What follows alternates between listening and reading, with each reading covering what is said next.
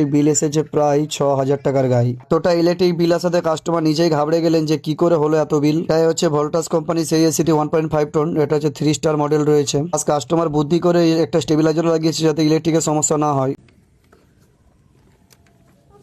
দেখতে পাচ্ছ পুরো এভাবে কুলিং কয়েল পুরো ব্লক একদম, দেখতে পাচ্ছ এই অবস্থায় মেশিনটা চলছিল এতদিন ধরে।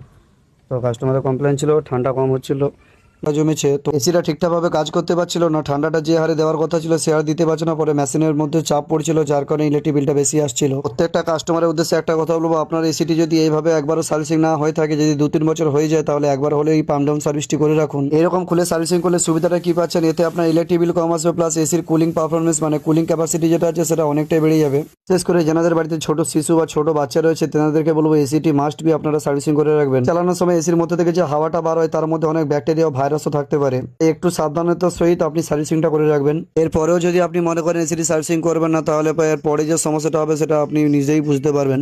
ইনডোর সার্ভিসিং এর কাজ কমপ্লিট হয়ে যাওয়ার পর আউটডোরটা ধরলাম। আউটডোরের মধ্যে কন্ডেন্সারের মধ্যে যে নোংরা হয়েছিল সেই নোংরাগুলোকে ভালো করে ওয়াশ করে নিচ্ছি। দেখতে দেখতে এসির মধ্যে থাকা সমস্ত স্পেয়ার ওয়াশের কাজ কমপ্লিট, পুরো নিট অ্যান্ড ক্লিন করে নিয়েছি। এবার শুধু ফিটিংস করবো আর এসিটা চালিয়ে দেখবো কেমন ঠান্ডা হচ্ছে।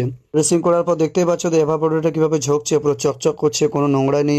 দেখলাম যে খুব সুন্দরভাবে ঠান্ডা হচ্ছে। শেষ করার পর দাদা বললো